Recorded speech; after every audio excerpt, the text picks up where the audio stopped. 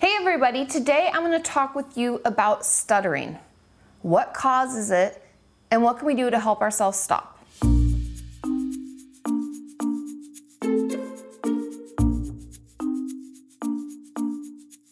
So like I said, today I'm going to talk with you about stuttering.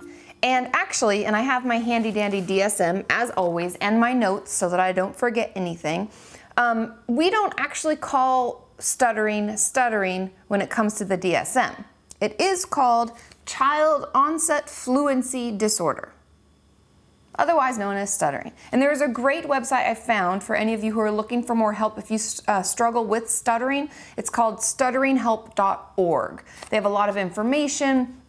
A lot of the information that I found from there, as well as the DSM and other research that I did online through the Mayo Clinic. There's a lot of information out there. So if you have someone in your life who suffers from stuttering, or if you yourself are struggling and you want to help others understand your situation, I would check out some of those sites, do some research. There are some great printouts that you can hand out to people to help them better understand.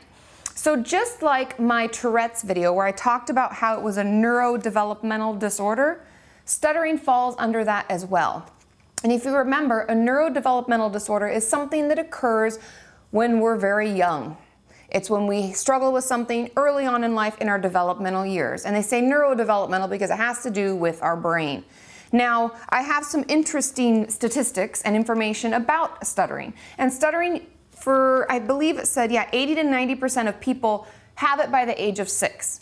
Now, it doesn't come on all of a sudden, like boom, I just start stuttering and I can't stop and I don't know why, and all of a sudden it just happened. It's usually something that happens gradually, and children don't usually realize they're doing it right away because they're just learning to talk anyways. They say that the mean range of age for people to start stuttering is between the ages of 2 and 7. So that's when we're really just developing our language, our ability to communicate with other people. And so we won't even notice right away. It starts with a few words, it starts with a few phrases, certain things we say, but they find as we age, if we struggle with stuttering, that we will try to get out of public speaking. We won't want to do it. There'll be certain words and phrases and sentences we stay away from because we know that those words and sentences or phrases cause us to stutter and can be embarrassing for people. And so it's good to know that you're not alone. Over 3 million Americans, and that's just in the United States, and we know the world is much larger, but in the States alone, 3 million people struggle with stuttering. And the good thing to know is that 65 to 85% of people who have it do recover from it. Now I know that's quite a range. When I read that, I was like 65 to 80, that's a big discrepancy. But that's good to know that most people, majority, over 50% is a majority, do recover from it. So okay, we stutter. We struggle with it. How did we get it? Why do we have this? Why doesn't everybody else have this?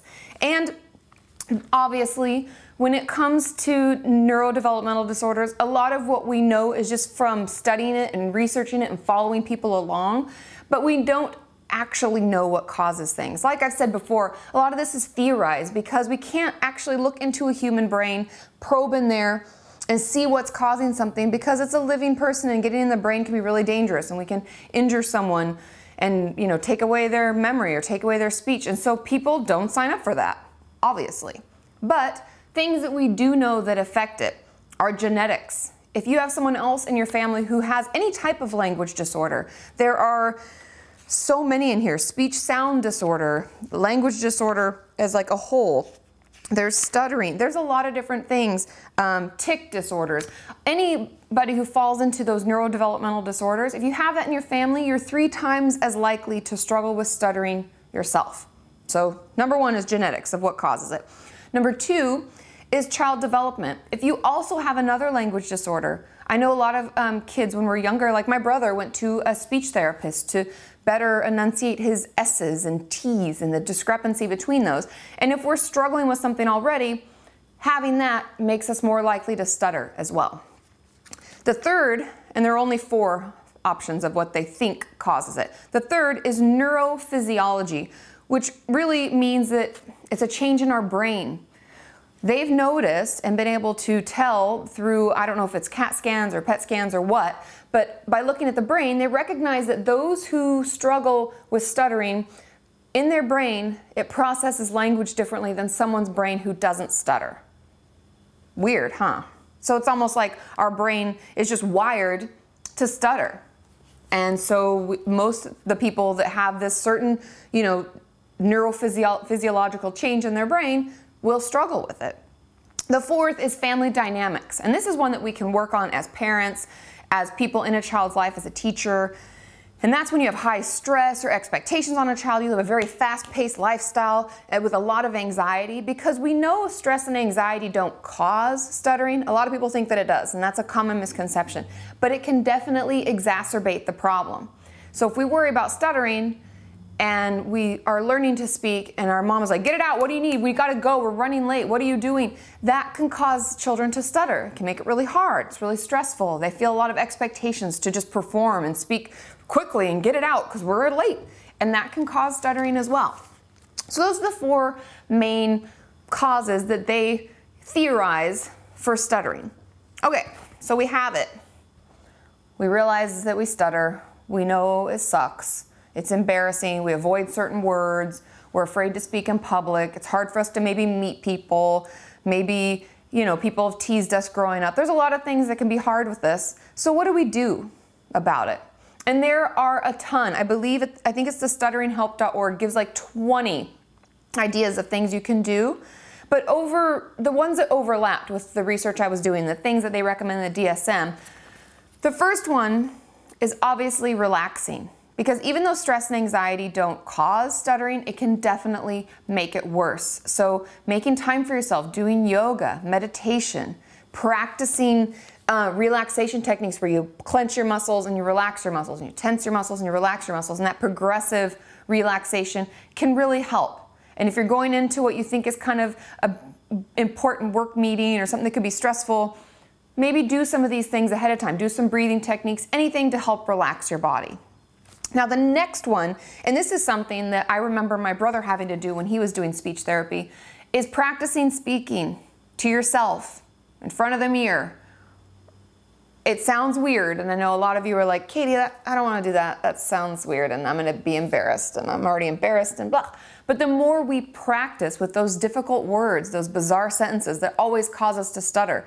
I know my friend Adam struggles with stuttering, and there are a couple words that he always says he stutters on, like saying breakfast. Instead of breakfast, it's breakfast. So if there's a word that catches you every time, and you just can't get away from it, start incorporating it into some sentences you write out and practice. Now they say 30 minutes a day. I know that's a lot of time, but it's not something you have to keep doing. It's something that you can do to help yourself stop stuttering. Okay, so we're gonna relax and we're gonna practice in front of the mirror. Now, the third one is read books out loud. And I know that sounds kind of silly. You're like, why? But it's the same type of thing. We're practicing. And the cool thing about reading books out loud is that the sentence structure and the sentences and the words they put in them are completely random, really. It's not like you're picking them. You don't know which ones. It'll be whatever a normal conversational book would sound like, and you're just going to try out different words. You're going to practice speaking. So reading out loud can really help you overcome that stuttering urge. And the fourth is when you do stutter, let out some tension between those blocks. When you start stuttering, go in the middle of it, and then keep going. Start again. Because that buildup of tension, a lot of people online that were talking about it said they feel this buildup of tension, like, it's so frustrating. Let that out. And then start again. Keep going. And that will help you stop the stuttering from reoccurring. Because a lot of people said that also when they start, they find themselves continuing to stutter as they continue to speak. Like once it starts, it's hard to stop it from, keeping going and popping up in other words they never used to stutter with before. And the fifth tip, is being gentle with yourself. And this is the most important.